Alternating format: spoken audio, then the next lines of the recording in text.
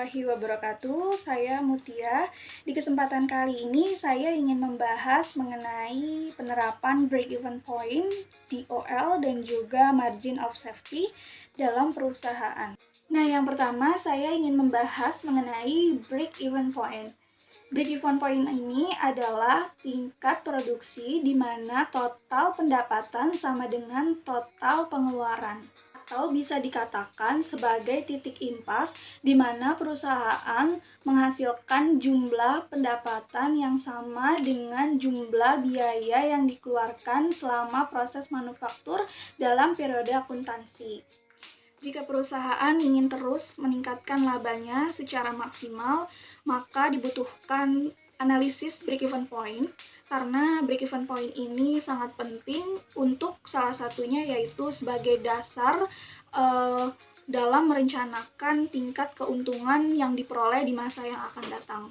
Selain itu, break-even point ini juga dijadikan sebagai dasar untuk menentukan tingkat produksi yang menguntungkan, dalam arti bahwa pada tingkat produksi tertentu, perusahaan akan memperoleh laba di atas break-even point dan mencegah tingkat produksi atau penjualan yang lebih rendah dari titik break-even point tersebut. Dengan demikian, analisis break-even point ini sangat bermanfaat untuk perusahaan dan juga manajer perusahaan, di mana kita dapat mengetahui sebab-sebab keadaan yang dapat menguntungkan atau merugikan. Selanjutnya ada DOL atau Degree of Operating Leverage. Leverage operasi ini timbul karena adanya beban yang ditanggung oleh perusahaan.